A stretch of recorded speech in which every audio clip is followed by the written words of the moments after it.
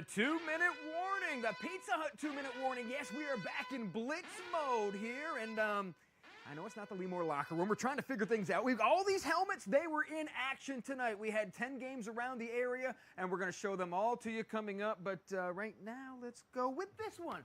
Hey, Bertie actually played Thursday night, and we're going to show you those highlights once again because it was a big win for the Falcons taking on undefeated Gates County. And it was all about Chris Cooper early on. Cooper had 3 touchdown runs. Number 2 was just running all over those Red Barons as they would take a 22-0 lead into the third quarter, and they were feeling good about themselves.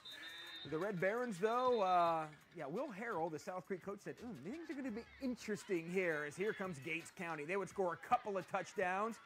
That one would cut the lead to 22-14, and then this pass would set up another touchdown with less than 2 minutes to go, cut it to 22-20, so they would have to go to 2, and Brantley Mizell says, if we stop the 2-point conversion, we win, boys. Well, Red Barons, they throw it away, and that's how Bertie wins at 22-20, so they get their 3rd win of the year. Meanwhile, we had the Carteret County schools in action tonight for the first time. West Carteret, East Carteret, we've got highlights of both of them. We'll show you how they did. We're going to get our helmets a little bit organized better here. But first, how about a trip into the Zebra Zone? Finally, football is back on a Friday night for most teams. Tails he called. It is a tail. You want to toss. The first. You want to receive. Yes, sir. Okay, which way you want to kick? Kick that way. Heels right there facing this way. Heels over here facing this way.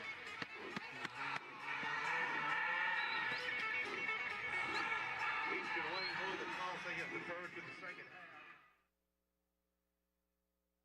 Is still among us. People's lifetimes now on the streets waiting to be hauled away. Several schools flooded, still drying out and being fixed. Some teams still unable to play until those schools are deemed safe. Others, they're getting back under the Friday night lights for the first time since the storm hit. They're trying to give their communities a welcome, positive distraction. Ready for some high school football on News Channel 12. You can only keep football down for so long. Something is better than nothing. We might have a limited schedule, but we still have our Week 6 edition of the Blitz. South Central took its undefeated record on the road to Southern Wayne. Get on the side over there, side, go back to tight end. Farmville Central hosted its first game of the season, but West Carteret blew into town looking for a win for its Morehead City fan base. And East Carteret battered by Florence, but the Mariners had a chance to win their county championship if they could beat Carteret. We still have a long ways to go, but we're one step closer to what Friday nights are supposed to be. Blitz starts now!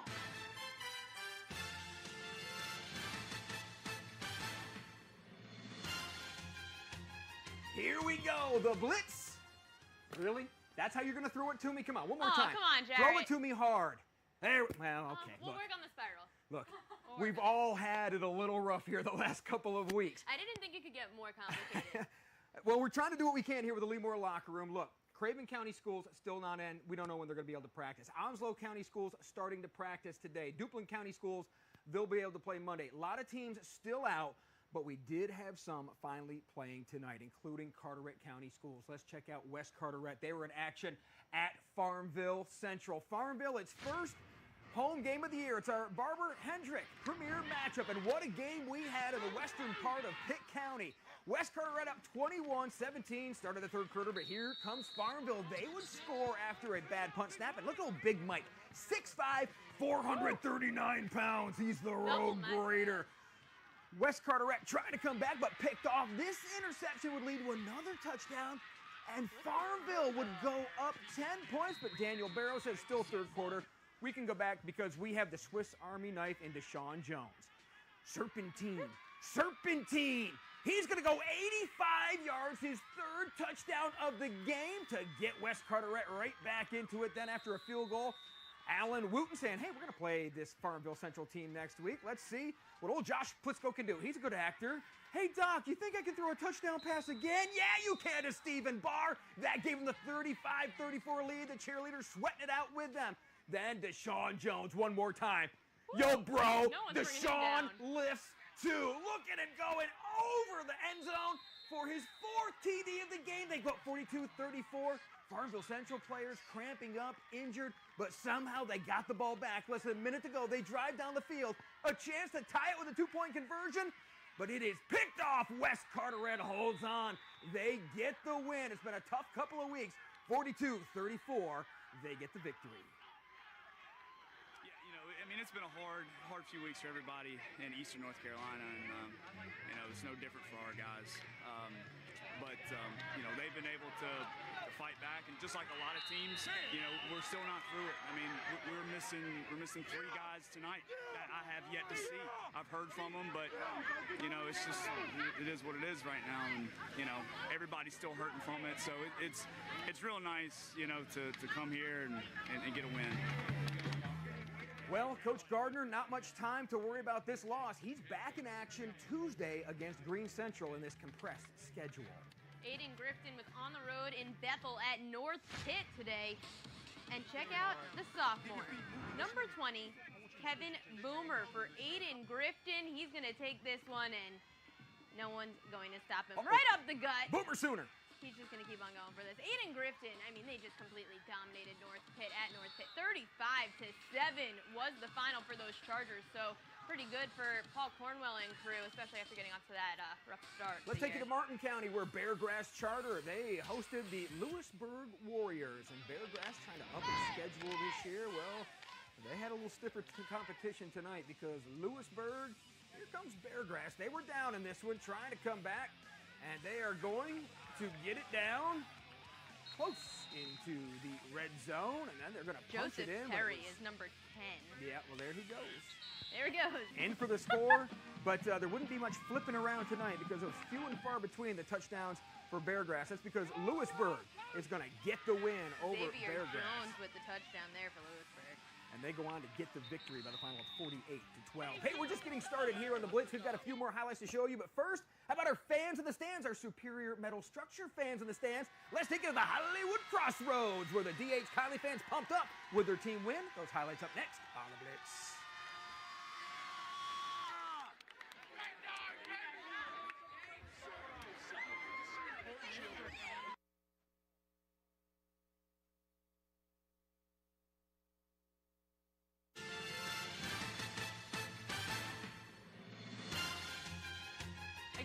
Let's try it one more time.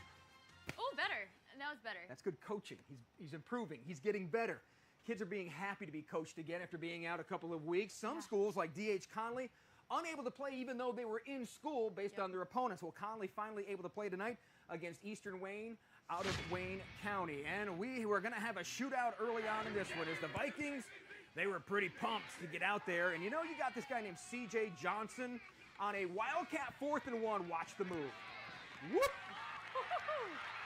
CJ 5K taking it 80 yards to the house. He'll keep running to ECU. Yeah, he's going to be a good one. Our man Isaiah Gamble out with a knee injury, going to have ACL surgery next week. So the defense trying to step up, but Eastern Wayne chucking around in that beautiful sunset. Whoops, that Conley defense having issues early on. But the real Nate Connor says, you know what? I've got confidence in CJ 5K. 4 touchdowns on the night for Mr. C.J. Johnson, and D.H. Conley gets the win 56-26. We had South Central in action, undefeated on the year. They traveled to Southern Wayne to take on a Saints team that has struggled through the year. So on paper, this one looked like it was going to be lopsided, and it ended up being lopsided. South Central scored early, and they something scored different for them. often. South Central's been getting off to slow starts recently. Only one game this year they haven't trailed. Well, tonight they didn't trail from the beginning. Look, it took them a little bit, but the end of the second quarter is when they really took off in this one. Running backs by committee. Southern Wayne trying to stick around in this one.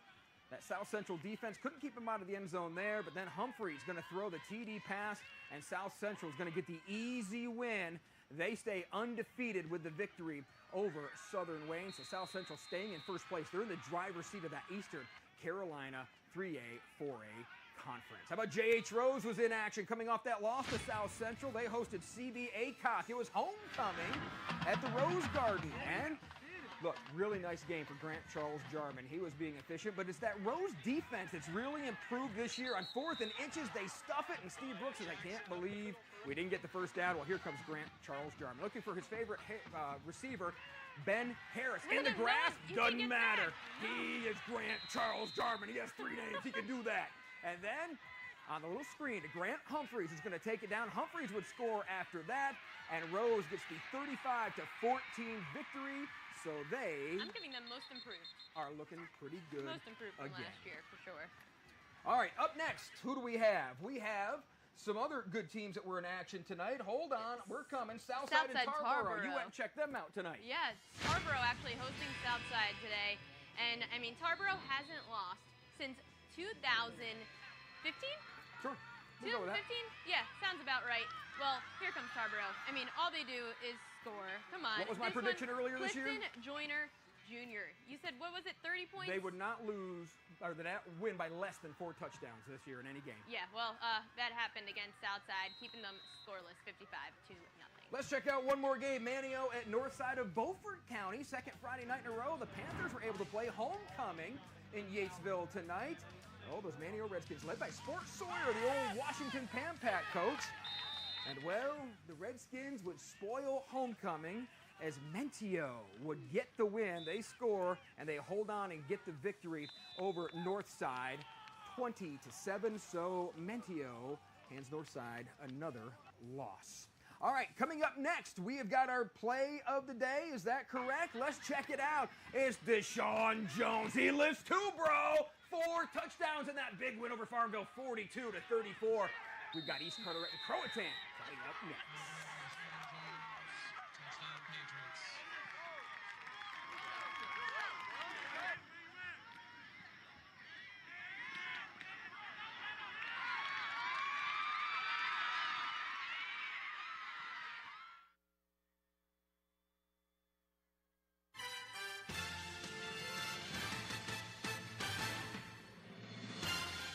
We are getting back in the groove on this Friday night.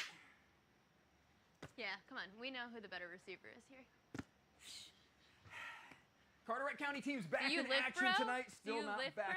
I didn't today. I've been lifting. I've been carrying you all season. Oh! East Carteret and Croatan back in action tonight. The Carteret County Championship on the line. Sorry. He doesn't even give me a chance to come back. Sorry. Shane, that's so... Come on, Shane. We saw the one Carteret stick around the helmets, and how about Croatan? Not a win all year, but Lewis Riddick coming right out and said, hey, we lift too, bro, and sis, and everybody, the fans, all excited. Here comes East Carteret. Jay-Sean Embry, he is a big load to try to bring down. Nice spin move there. Number 7 takes it, and East Carteret's coach, B.J. Frazier, well, he was hyped about it, but Croatan would have the lead at halftime, 24-15. That's when lightning was in the skies. Greg Payne is here to tell us what happened next. Gregory. Well, unfortunately for this back-and-forth matchup, we don't have a winner. But the one question that I have is, both of the teams were fighting for Dairy Queen Blizzard. So what happens to all the ice cream since there is no winner? Well, that answer will remain unanswered until both of these teams meet up on Monday at 6 o'clock to declare a final winner. Reporting for the Blitz Battle Royale, I'm Greg Payne for News Channel 12. Okay, so that just complicates the schedule even further. So Monday, we now have the second half of that game. Yep. East Duplin still scheduled to play at Spring Creek. Let's check out what we know so far about the games that are coming up. So we have Columbia is going to play tomorrow. That is a 1 o'clock game Saturday. They're going to play at Weldon. Then Monday we have East Duplin. I'm pretty sure we had that. There it is. Then we have Spring Creek and East Duplin. They are rescheduled now. Duplin County schools were having all sorts of problems. They were on again, off again. Now they're back on. So they're going to play Monday at 7 o'clock. Then Kinston is going to play South Lenore Tuesday. Same with Green Central Farmville. We told you about that. Northside at Pamlico. And then also, in addition to that, we just found out tonight, James Keenan will play at Goldsboro. That will be a Tuesday night game as well. Then back to our traditional Friday games. That's just a few that we know of. Onslow County schools, we're told as of right now, they won't be in school, but they will be playing, including Jacksonville at home. Jacksonville's played 3 games all year, and we're in week 6. Also playing Friday, so they're playing 2 in 1 week. And I also heard North Lenore is actually doing a nice tribute to breast cancer during their halftime show. So we're starting to get back to normal, but we're going to have a lot of crazy Tuesday, Friday combos coming up, and we'll, of course, will have it all for you. So the Blitz is back. We hope to be back from full force next week.